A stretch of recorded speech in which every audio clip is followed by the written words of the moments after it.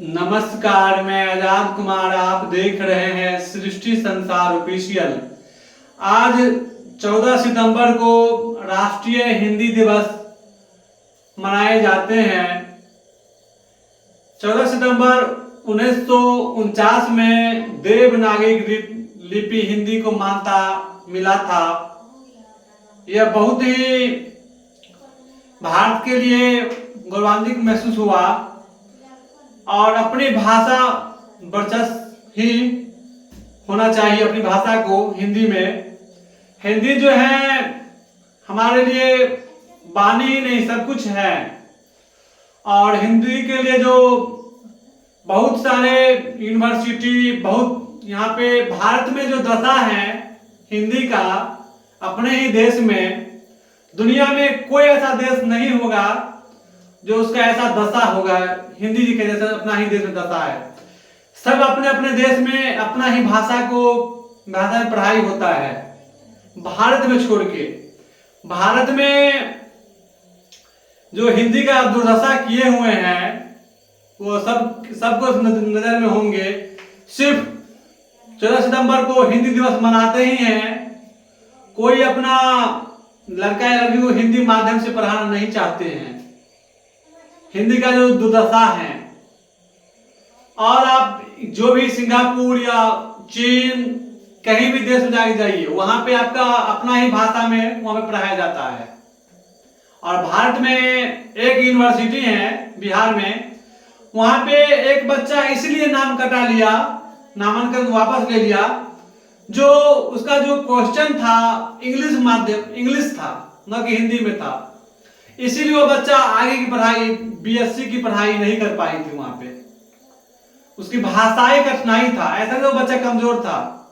Matric, inter बढ़िया number, first में भी 75% था उसका मार्क था, और उनको भाषा कठिनाई का रणनीति में नाम वापस लेना पड़ा। और उसके बाद अपना दूसरा यूनिवर्सिटी में जाकर के अपना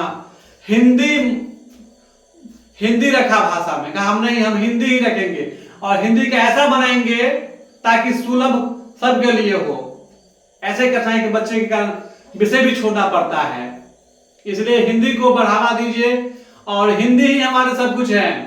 भाषा जो है, भाषा पर ही बहुत सारे विद्वान लोग हुए, और हिंदी का जो महान कवि लोग हुए उनमें से बहुत सारे हैं, लेकिन इनमें कुछ को नाम, जैसे कबीरदास, तुलसीदास, सूरदास, रविन्द्रनाथ टैगोर, जयशंकर प्रसाद, सूर्यकांत त्रिपाठी निराला, सुमित्रानंद पंत, महादेवी वर्मा, वाल्मीकि, रामधारी सिंह दिनकर, हरिवंश राय बच्चन जो अमिताभ बच्चन का पिता हैं, ये लोग बहुत ही महान साहित्यकार रहे हैं। और न जाने और भी बहुत होंगे। इतने लोग असाधारण नहीं हैं और हिंदी की काफी बढ़ावा दिए हैं। हाँ, अब का समय में भारत सरकार ने भी कुछ ध्यान दिया है। जो मेडिकल एमबीए जो है, मेडिकल जो है आपका मध्य प्रदेश, उत्तराखंड, ये सब प्रथम राज्य आया है जो अपने ही भाषा हिंदी में वह मेडिकल की पढ़ाई करवाएंगे। अब धीरे धीरे हिंदी का विकास हो रहा है और होना ही चाहिए। देखिए, जो हिंदी में जो आपका जो भाषा है, उस भाषा में आप पढ़ाई कीजिएगा तो अच्छा होगा। और उस % से, या जो बीमार व्यक्ति हैं उनसे बिल्कुल आप उनको इलाज भी कर सकते हैं। अगर आप इंग्लिश है तो बच्चे कैसे पढ़ा पाएंगे? हमारा सुप्रीम कोर्ट भी है, और जो अदर कोर्ट है वहां पर भी इंग्लिश चलता ही है, हिंदी क्यों नहीं? मेरा केस, मेरा फैसला, और जो हमें जो फैसला होगा, और हमें मालूम ही नहीं तो क्या फैसला हुआ। दो व्यक्ति इंग्लिश में बात किया और उसी समय आया और पुलिस पकड़ के लेके चला गया, उनको पता ही चला हम क्या किए।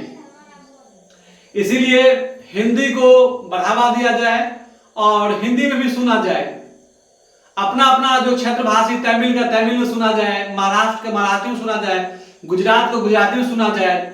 जो भी क्षेत्रीय भाषा है उस क्षेत्र भाषा को विकास होना चाहिए, न कि उसको दमन होना चाहिए।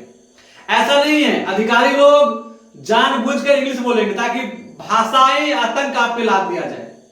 ऐसा नहीं वो हिंदी नहीं जानते हैं, कहीं कहीं आप जाइएगा ऑफिस सब में, अगर बैंक कहीं कहीं पर भी, तो उनको हिंदी पता है, उसके बाद आपसे इंग्लिश में बात करेगा। क्यों हिंदी क्यों नहीं? हिंदी में शर्म आती है बात करने में? नहीं, हिंदी हमारे भाषा है और हिंदी को बढ़ावा दिया जाए। और यही के देखते हुए हर एक साल 14 सितंबर को हिंदी दिवस के रूप में मनाया जाता है और हिंदी मनाना ही जाना चाहिए। और हम सब हिंदुस्तानी हैं और हिंदी को हम लोग बढ़ावा दें। और हाँ, इसको बढ़ावा देंगे तो अच्छा ही रहेंगे, क्योंकि समाज बढ़ेंगे, सब लोग अपना अपना भाषा में काफी महारती हासिल करेंगे, लोग आगे बढ़ेंगे। यही है, स्वदेशी अपनाएं, देश बचाएं, अपना ख्याल रखें, बड़ों का आदर करें, छोटों को प्यार दें और अपना इस प्रकार व्यक्तित्व बढ़ाएं ताकि महिला भी सुरक्षित महसूस कर सके। जय हिंद।